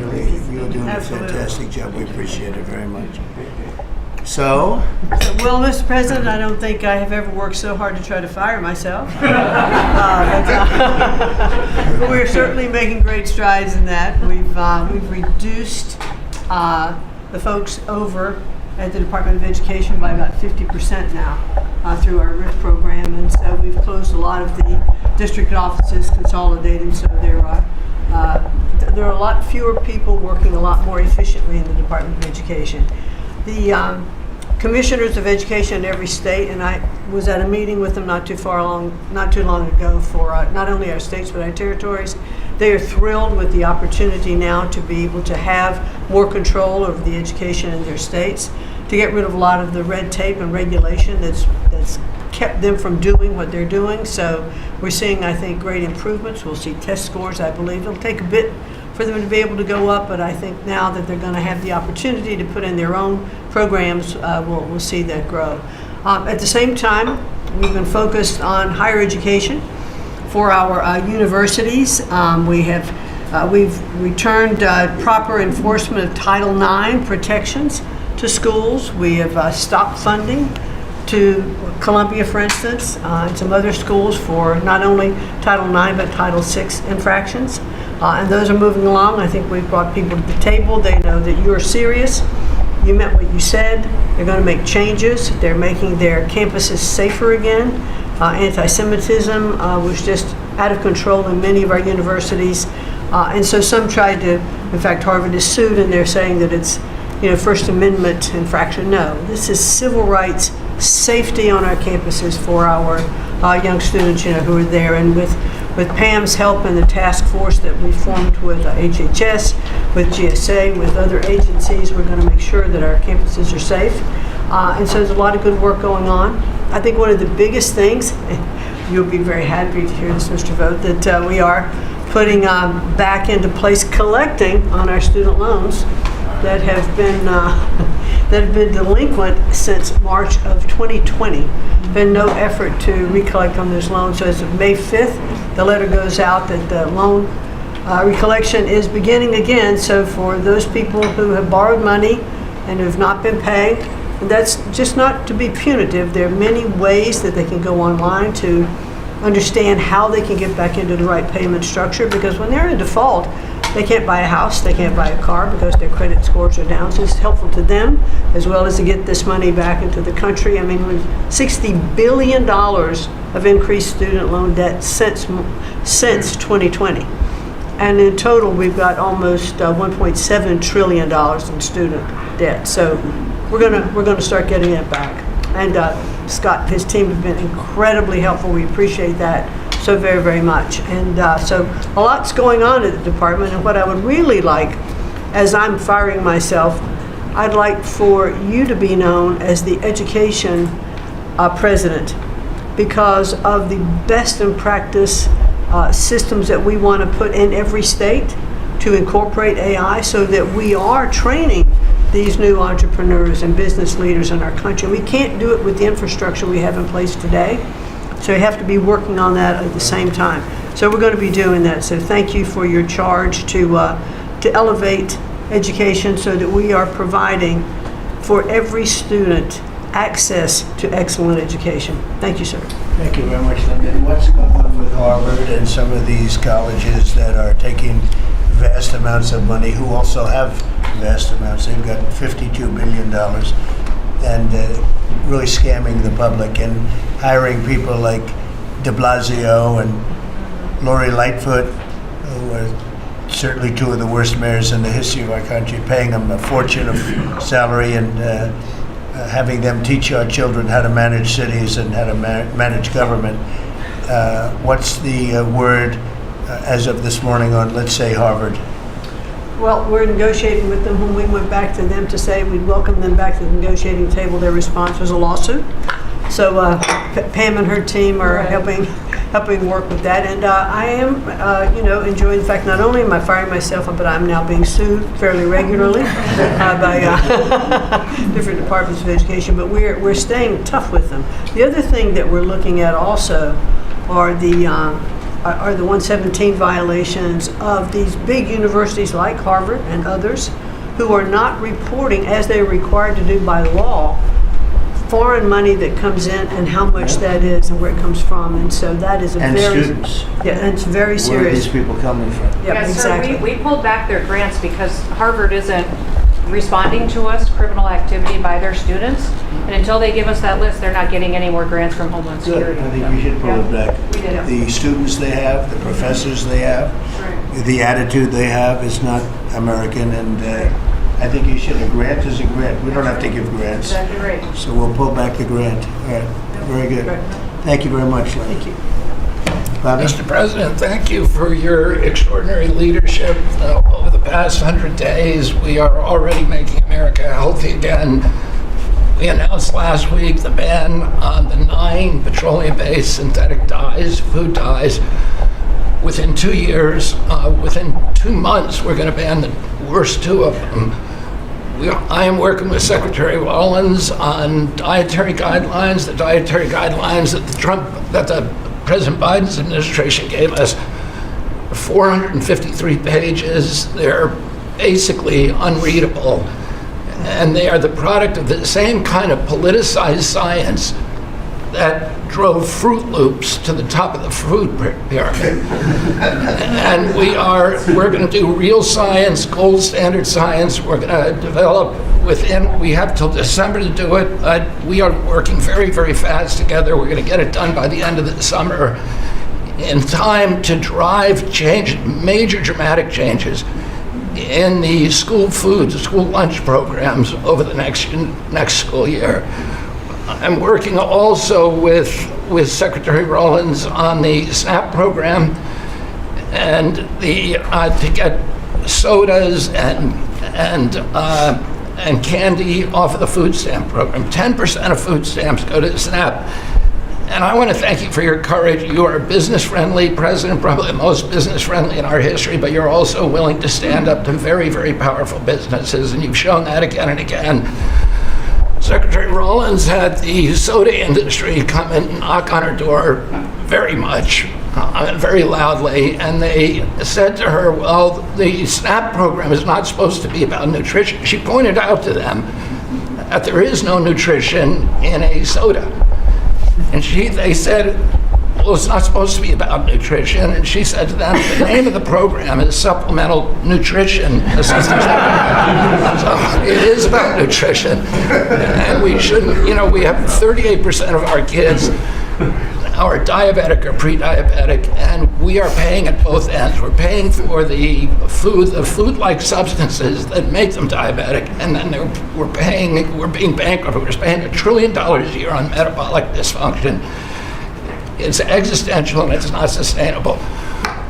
I visited Arizona, West Virginia, Utah, and Indiana in the last 2 weeks, who have all applied for SNAP waivers. We're encouraging, thanks to Brooke Rollins' leadership, all of the states to apply for those waivers. I also visited Utah, which is the first state to ban supplemental fluoride. Florida yesterday passed a bill to ban supplemental fluoride. I'm confident Governor DeSantis is going to sign that. We are working, Lee Zeldin and I are working together to change the federal fluoride regulations, to change the recommendations, and we're looking at the science now. I want to point out that in August, the National Toxicity Program, which was an arm of the NIH, did a meta-review of all the science on fluoride and found that there's a direct inverse correlation between fluoride exposure and lowered IQ in children. So the more you get, the stupider you are. And we need smart kids in this country, and we need healthy kids, and thank you for your leadership. We're going to get there. We're reviewing the GRAS standards now we're revamping them to get 10,000 ingredients that are in our foods. The Europeans only have 400 ingredients. We have 10,000. There are chemicals we know nothing about, and we are going to stop that process, and then we're going to go back and look at these chemicals and make the companies either get rid of them or to label them. We've launched Operation Stork Speed, and we're going full speed ahead to make sure that we have good, high-quality milk for children. We have launched the autism study at your direction. By September, we'll have some of the first answers. Within 6 months of that, we will have definitive answers, not only for autism, but for the etiology of a whole range of autoimmune diseases that have become epidemic in our children. We have ended HHS as the role as the vector, the principal vector in this country for child trafficking. And during the Biden administration, HHS became a collaborator in child trafficking and for sex and for slavery. And we have ended that, and we're very aggressively going out and trying to find these children, the 300,000 children that were lost by the Biden administration. And we have ended funding for gender mutilation, surgeries, and other kind of gender dysphoria. practices, and thanks to Elon, we have saved $67 billion at our agency without compromising any of our critical programs. Mr. President, I want to thank you for your vision, for your leadership, for giving me the 100 busiest days of my life, and most exciting and most rewarding. And there's, over the next 100 days, we're going to do much, much more. That's good. Thank you very much, Bobby. Very good, very important. Thank you. Doug, please. Well, President Trump, on your first day in office, you wisely declared a national energy emergency. And this was essential because it was the signal that we're going to go 180 degrees from the disastrous and dangerous Biden policies that were based on a climate ideology that was the root cause of the inflation in this country. It was the root cause of wars abroad. It was the root cause of our manufacturing disappearing from our country. We can't have energy security. Without energy security, we can't have national security, and you understood that. But now with everything that's flowed from that, dozens of other EOs that you've done, America is back in the energy business. As Chris said, there's been a signal that's sent around the world. Capital is flowing, coming back in. The smart money is coming to this country, and now you've given us a chance to win the AI arms race against China. We know we're up against a formidable competitor. China opened up 94 gigawatts of coal in the last year. That's more than all of California and all of New York combined in the last year. We've had presidents in the past, the Biden administration, that were running away again under this climate ideology. You've embraced baseload power in this country. I'll never forget standing in the East Room with you, surrounded by the coal miners around this country, where you said, hey, big, beautiful coal.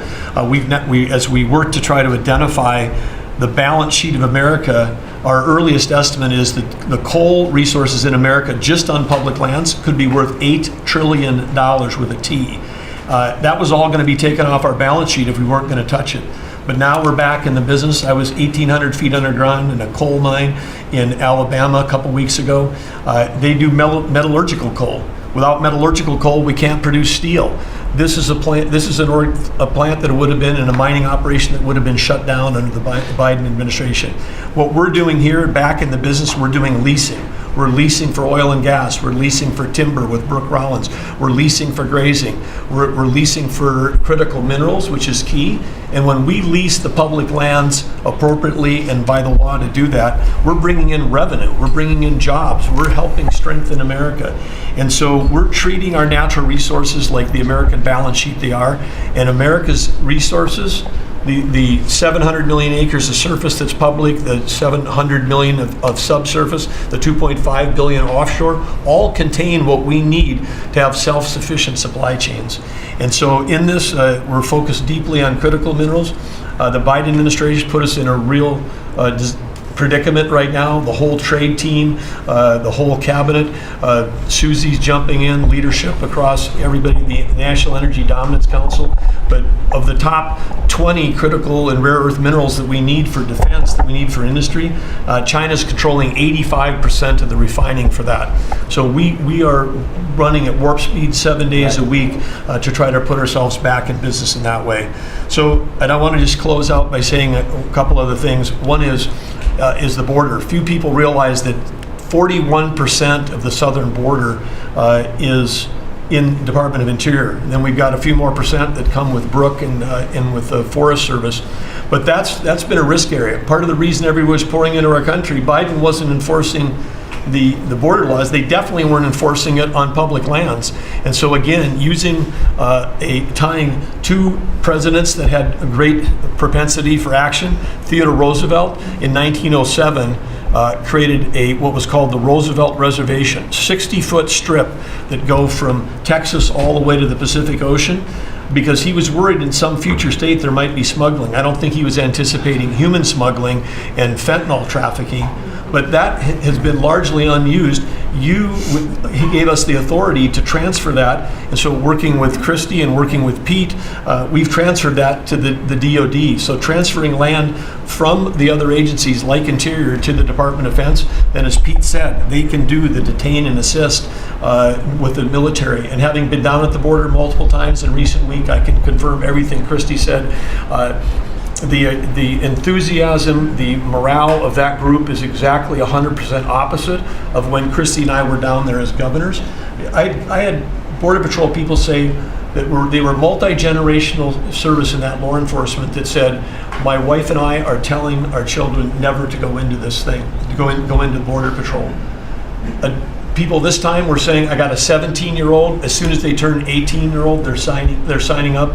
My wife is thrilled. They're going into law enforcement. They're so proud to be serving with you. Everybody I've met, whether it's in a coal mine or at the border, law enforcement, the one thing they say on those trips is, please thank President Trump from all of us, the change that you're making. And I want to say especially this became very dear when we last week renamed U.S. Wildlife Refuge in honor of Jocelyn Nungare.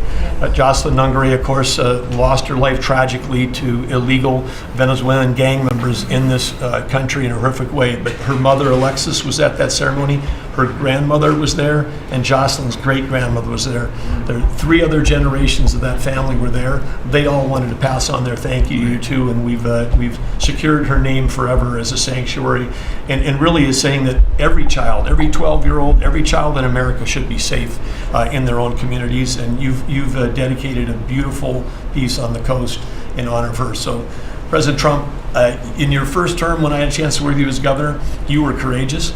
The thing that's empowering this amazing group of people around this table, and you've probably assembled the greatest cabinet ever, is that this time you're not just courageous, you're actually fearless. And it's your fearlessness to take on the issues that other presidents would not touch.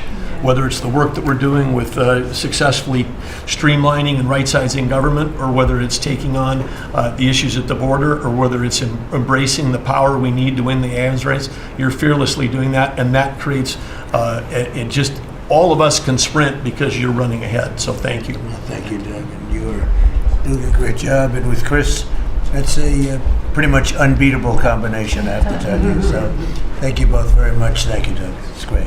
Marco? Well, it's not easy to go last after all these reports that have come here. First of all, so I better be good, and I'll be short as well. A couple things, Mr. President. I think you deserve a lot of credit for 2 things. The first is assembling this great team of people.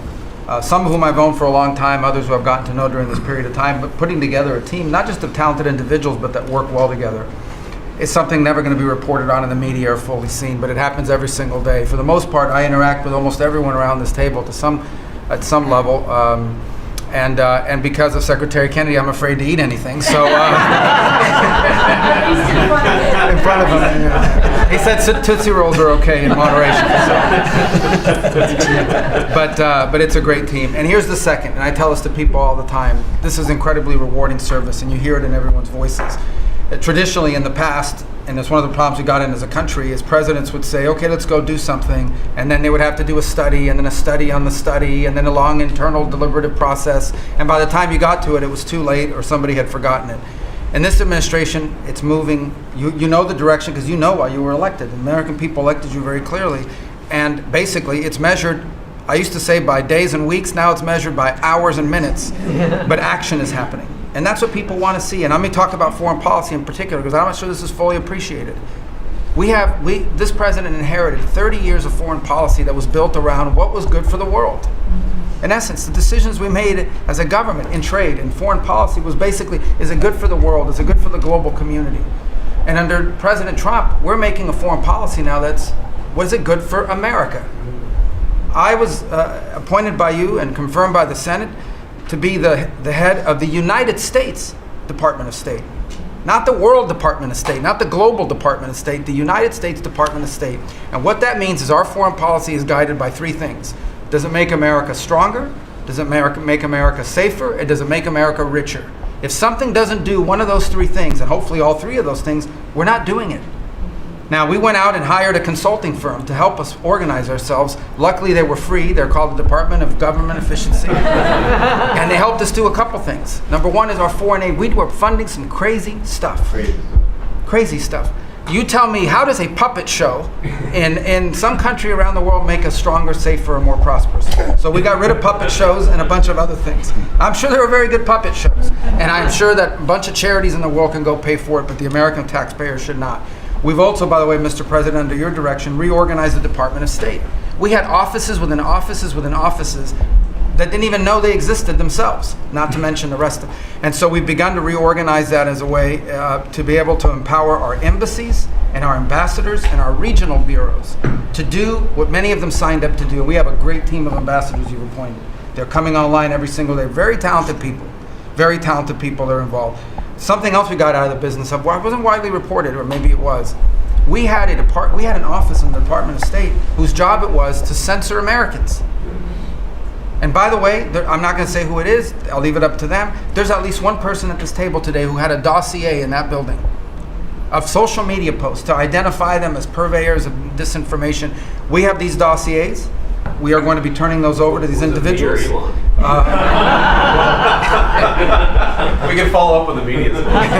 Well, we are going to turn over these dossiers to the individuals, and they'll decide whether they want to disclose it or not. But just think about the Department of State of the United States had set up an office to monitor the social media posts and commentary of American citizens to identify them as vectors of disinformation, when we know that the best way to combat disinformation is freedom of speech and transparency.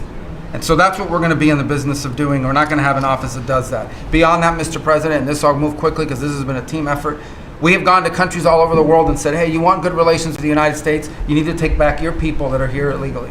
And we've had historic cooperation. Beyond that, and I say this unapologetically, we are actively searching for other countries to take people from third countries. So we are actively, not just El Salvador, we are working with other countries to say, we want to send you some of the most despicable human beings to your countries. Will you do that as a favor to us? And the further away from America, the better, so they can't come back across the border. I'm not apologetic about it. We are doing that. The president was elected to keep America safe and to get rid of a bunch of perverts and pedophiles and child rapists out of our country.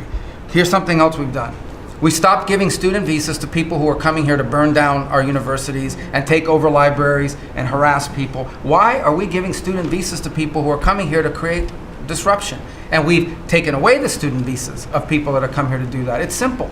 If you're coming to America to start riots, we're not going to give you, we're going to take away your student visa. And by the way, every country in the world that I've traveled, 14 countries in 14 weeks, you know what they all say to me? Yes, that's what we would do too. So the only people who seem to disagree with us are a handful of federal judges and a bunch of crazy people who get paid to write and report. So anyway, we're getting rid of that. Now here's some good news. We're going to have the World Cup, the FIFA World Cup, the FIFA Club Cup, and then we're going to have the Olympics. So we have to have a Consular Affairs Bureau. We have very good, talented people there, but we are going to infuse technology, again, working with our consultants, to be able to, millions of people are coming into this country for this. But we've done it to improve customer service. For some of us who served in Congress recognize that about a year and a half ago, we had a meltdown under Biden. You couldn't get a passport. You have people calling, I have a cruise on Friday, my passport expires. In the month of March, we processed 2.78 million Americans, their passports. That is the historic, it's the largest single month processing of passports ever, and we think it's a good way to build the momentum to be able to do the visas. Two last points I want to make. We have a great team that you've built. I want to especially acknowledge Steve Woodcock. This is a person that doesn't have to be doing what he's doing. He has a very good life in Miami, my hometown as well. He has worked incredibly hard, has done it without any agenda, and we need to acknowledge him. I want to acknowledge Mr. Boulos as well, who did something really great last week. They told us this war between the Democratic Republic of Congo and Rwanda is an intractable. It can never happen. It will never happen. I sent Mr. Boulos, your envoy. A week later, I look on my schedule, the signing of a declaration of peace between the Democratic Republic of Congo and Rwanda. We signed it at the State Department last week. We hope it will lead now to a lasting, permanent peace that we hope to invite them back to Washington to sign. So and we have a lot of good people working on our teams as well, but these are two great people. Mike Waltz alluded to this earlier, and this is the last point.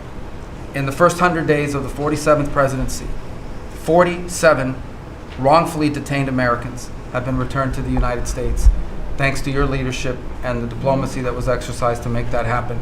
47 for the 47th president in the first 100 days, and that's all credit to you, Mr. President. Thank you for the honor to be able to serve alongside you, for you, and alongside all these excellent people. Well, thank you very much, Marco. Really great job. So, I've been involved in a lot of groups of people over the years, good groups, bad groups, all types of groups. But I have been involved in some incredible groups, but I've never been more proud and impressed, frankly. Impressed is maybe even more important, but I've never been more proud or impressed than I am with this group. This is an amazing group of people, and I hope some of those television cameras were blazing and it was on so people could watch this, because frankly, no matter who you are, no matter where you come from, this is an impressive group of people. I sat around being somewhat competitive. I said, well, let's see, who did the best job, who did the worst job? And I determined that everybody is like the same, and there was no worst job. Everybody was outstanding. Everybody did a job. You couldn't pick a winner. The only thing you can say is nobody did a bad job or even a fair job. You're outstanding. And so I want to just congratulate you all. This is really something. And, we have a job to do. We've done a lot of work in this 100 days. We've established things that are going to start taking place in the next 100 days. I want to see what it's going to be like. I think we're going to have to do this in 100 days, Susie, and we're going to see some very big results from the things that we've done. But I just want to thank everybody. This is really very impressive, and I hope the people at home got to see some of it. Nobody's ever done public cabinet meetings. They were quiet for a reason, because they weren't impressive, and especially in the last administration, they were not impressive. But I just want to say that we're very proud of you, and I am in particular. Thank you all very much. Great job, and I think we're going to have some tremendous success for our country. And I don't know, it doesn't seem like a time to be asking questions. That was so impressive, that to be taking questions, why did you do this? Why did you do that? It just doesn't seem to be appropriate. I guess we probably have to take a couple, because that was the purpose. But if you'd like to ask some, I think they should be very respectful questions at this point. This was an amazing meeting. And so if you'd like to ask a couple, if you'd like to pinpoint them to some of the secretaries, et cetera, would be fine. Yes. Secretary Rubio, can I ask you a question?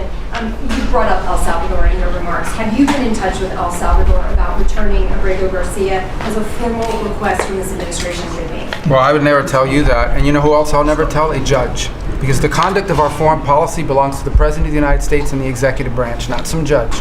So we will conduct foreign policy appropriately if we need to. But I'll never discuss it. And no one will ever make us discuss it, because that's how foreign policy works. Mr. President, yesterday you told ABC News, Mr. President, you told ABC News yesterday that you could get Abrego Garcia back if you wanted to. Do you think President Bukele would turn you down if you made that request? I really don't know. I know that he's been a great friend of our country. He's gotten a lot less money than this would take from us if we were going to build these jails and do what he's doing. And they run a very professional operation. I don't know. I haven't spoken to them. I really leave that to the lawyers, and I take my advice from Pam and everybody that is very much involved. They know the laws, and we follow the laws exactly. Mr. President, yeah, please. Transition, sir. You frequently took credit for the stock market highs. You said it was a reflection of how well you were doing in the polls, and then after you were elected, you said the stock market highs were a reflection of how well the transition is going and the American people's confidence in your incoming administration. Now, the stock market's not doing so well, and you're saying that's the Biden stock market, yet you are the president. Can you explain that? Yeah, I'm not taking credit or discredit for the stock market. I'm just saying that we inherited a mess, both at the borders. You could look at every single one of the people here, and no matter who it is, they're doing better, and they are far superior to what took place for 4 years before us. When you look at prisoners being allowed to come into our country at will, just at will, people from mental institutions, gang members, drug dealers, when you look at that, what they've done to our country, and also having to do with finance. Look at what happened with inflation. We had the worst inflation probably in the history of our country. They say 48 years, but I would say in the history of our country, it ate away at people. And even though you saw a stock market going up somewhat, because in my case, I had the biggest stock market increase, 88% in the last term, in my last term. But I don't view the stock market as the end all. It's an indicator. But what the stock market really tells you, and when you look at the stock market in this case, is it says how bad a situation we inherited. This was a quarter that we looked at today, and we took all of us together. We came in on January 20th. So this is Biden, and you could even say the next quarter is sort of Biden, because it doesn't just happen on a daily or an hourly basis. But we're turning it around. It's a big ship to turn around, and we're going to have the greatest country financially in the history of the world, I believe. I think we're going to do things and we had to do it. We reset the table. Every single country, with just about without exception. I'd have to really think hard for who hasn't taken advantage. And I don't even blame those countries. I blame the person that was sitting right here where I am for allowing it to happen, where our country was ripped off on trade, hundreds of billions of dollars. And now we're doing better than we've done in a long time. You know, we were losing $4 to $5 to even $6 billion a day on trade with Biden. And now we have it down to a very manageable number, and the tariffs, for the most part, haven't even kicked in yet. So that's the way.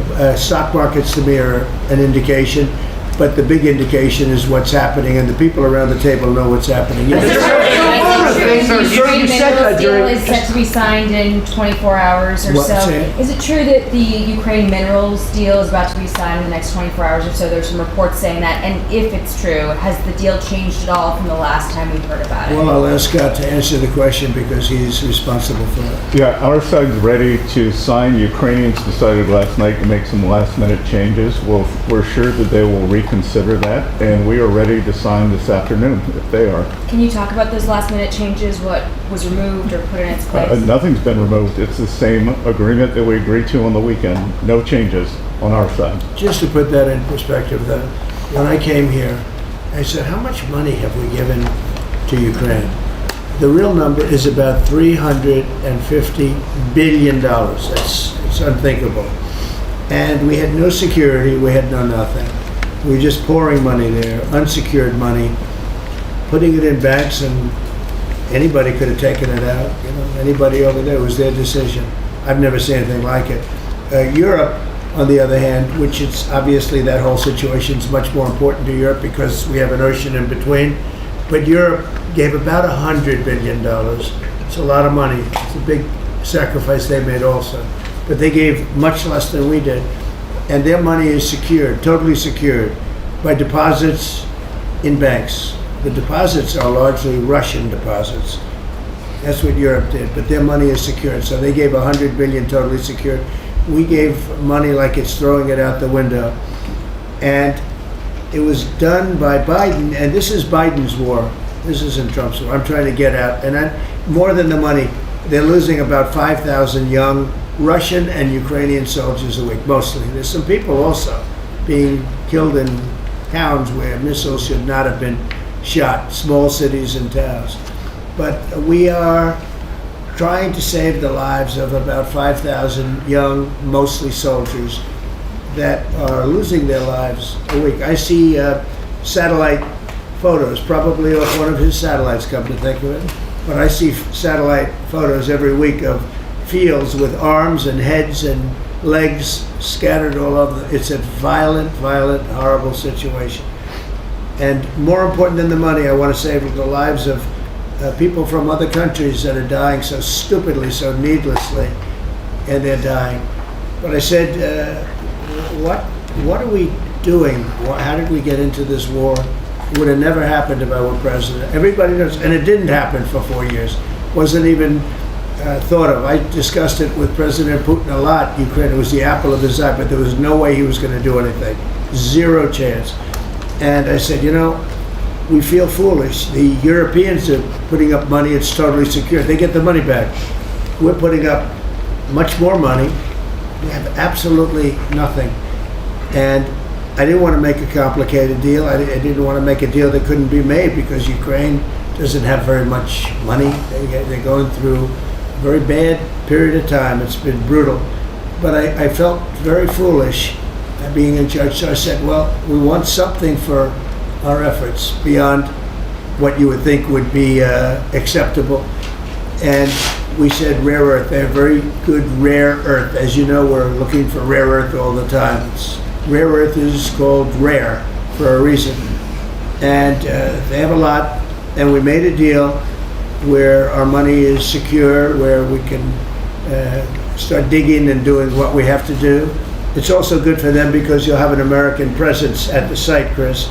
And the American presence will, I think, keep a lot of bad actors out of the country, or certainly out of the area where we're doing the digging. So we made a deal, and I assume they're going to honor the deal. And I put Scott in charge, and Scott's done it beautifully, but we haven't really seen the fruits of that deal yet. I suspect we will. Mr.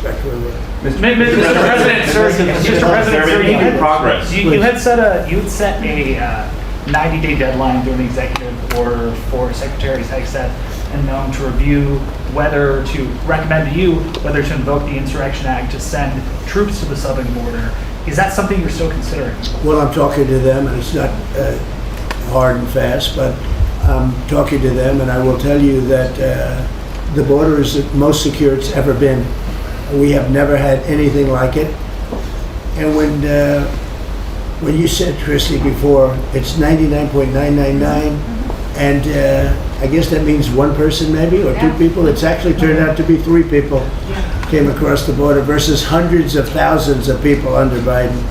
And we're talking about people coming. Look, people, they have souls, they have hearts. Many of them are good, but we have a country that's under siege. We have a country that really is I think it's under attack. In many ways, worse than under attack, because there are no uniforms. You don't know who the attacker is, so you really don't. It's not like you're fighting an army.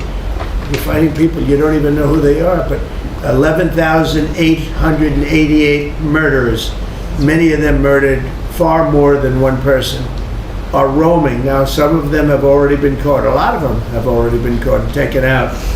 But we're being impeded by judges from doing our job. And hopefully that situation's going to be solved, because I think nobody wants to have murderers and people from jail, and I mean for serious, serious crime. I remember the Biden people used to say, no, these are aliens that came into our country and they don't commit crime. I said, they don't commit crime, they commit worse crime. They make our criminals. Some of these people that they've allowed in through open border policies, the dumbest thing I've ever seen. You can look at some of these people and you say, this is not going to end well. But the people that they've allowed into our country are making our criminals look like the nicest people on earth. I will tell you, these are serious criminals. These are violent criminals. These are people that would kill you and wouldn't lose an ounce of sleep, and they wake up the next morning and they don't even remember it.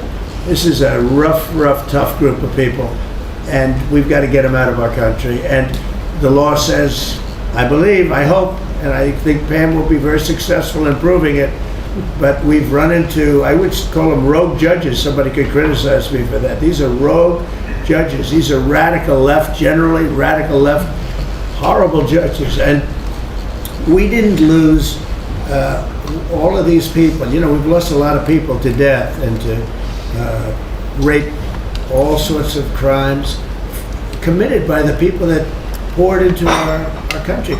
And they came in totally unimpeded. Just come on in. And you see it every night. You'd see thousands and tens of thousands of people pouring into our country. We have no idea who they are. And to this day, we're looking for people. We have no idea. We hear that we have terrorists in our country that are so bad, they couldn't stay in any other country, but we're getting them out. And the group between Pete and Christy and Tom Holman and everybody working together, the people that you would least suspect are reporting them, getting it, and the public is reporting them. The public is seeing. The public is calling and they're saying, you know, I live in a house and next to me moved in a group of people and they are very violent, and would go and would find out and would say, yeah, you're right, they were really violent. And we have information on most of them. So I just think it's incredible what's taken place. But we right now have a very, very secure border. Right now we have the most secure border in the history of our country, so I don't think we have to worry about your question too much. Mr. President, Prime Minister of Canada ran against, not only against the Conservatives, but also against you. Well, yesterday, both parties. Right, yeah. And yesterday he spoke about American betrayal. Are you interested in rebuilding relations with Canada? And if so, how? No, well, I think we're going to have a great relationship. He called me up yesterday. He said, "Let's make a deal." You know, he was running for office. They both hated Trump, and it was the one that hated Trump, I think, the least that won. I actually think the conservative hated me much more than the so-called liberal. He's a pretty liberal guy. Why do you think? But no, I spoke to him yesterday. He couldn't have been nicer, and I congratulated him. You know, it was a very mixed signal because it's almost even, which makes it very complicated for the country. It was a pretty tight race, but he's a very nice gentleman, and he's going to come to the White House very shortly, within the next week or less. Mr. President, when will you speak to President Xi of China? That'll happen. I mean, look, right now, and I told you before, they're having tremendous difficulty because their factories are not doing business. They made $1 trillion with Biden, $1 trillion, even $1.1 trillion with Biden selling us stuff. Much of it we don't need. You know, somebody said, "Oh, the shelves are going to be open." Well, maybe the children will have $2 instead of $30. You know, and maybe the $2 will cost a couple of bucks more than they would normally. But we're not talking about something that we have to go out of our way. They have ships that are loaded up with stuff, much of which, not all of it, but much of which we don't need. And we have to make a fair deal. We've been ripped off by every country in the world, but China, I would say, is the leading one, the leading candidate for the chief ripper offer. There has never been a country that's been ripped off more than the United States of America under some of the dumbest leadership, and it usually starts with the president. And you can go back, and I'm not just talking about Biden. It's been the worst. I mean, the trade deficits and everything else, he's been the worst. But he had no idea what he was doing, and I think somebody ought to look at the auto pen to find out who was really running this country, because it wasn't Biden. Because nobody could agree to what he agreed to. Mr. President, what's your message for the girl who doesn't He put our country at risk, at tremendous risk, and fiscal risk, financial risk. So I think we have it very much. I really believe that the next 100 days is going to be even better than this. Look, I read an editorial yesterday from a group that normally wouldn't write that this is the most consequential presidency in history, in the history of our country. This is not a particular group that would write that kind of an editorial, but they see what we're doing and what we had to do. And I believe if this group, not just me, if this group wasn't here, I think our country was going to be in, if it was lucky, just serious trouble, but a lot worse than that. I think our country could have been a total disaster. Bad things were happening with our country, and we've stemmed the tide, we've turned it around, but we're going to really turn it around over the next 3 years, 3.5 years, we're going to turn it around, and then hopefully it'll be in such great shape. That's my goal, to put it in such great condition that it can't be destroyed. Do you believe you mentioned this last night in your speech in Macomb, that we're facing an unprecedented situation where there's a lot of abuses of nationwide injunctions, sort of seemingly designed to curtail your power, specifically when it comes to deporting these illegal, violent aliens that came in under the previous administration. Have you spoken to your team about ways to mitigate this and continue to deliver for the American people? Well, there are ways to mitigate it, and there's some very strong ways. There's one way that's been used by 3 very highly respected presidents, but we hope we don't have to go that route. But there is one way that has been used very successfully by 3 presidents, all highly respected, and hopefully we don't have to go that way, but there are ways of mitigating that. I want to thank you all very much. I thought this was an incredible cabinet meeting. I think there's probably has never been a cabinet meeting like this. You've never seen it on tape, that I can tell you. And I want to just congratulate everybody at the table, but we have a lot of work to do. But we're off to a great start. Thank you very much, Do everybody. you enjoy, Mr. President, maybe in the White House back second time? Thank you, How's your life here? Thank you, everybody. I'm working hard. I like my life. I'm working hard, but I like it because we're doing a lot of good for a lot of people. Thank you very much. Thank you.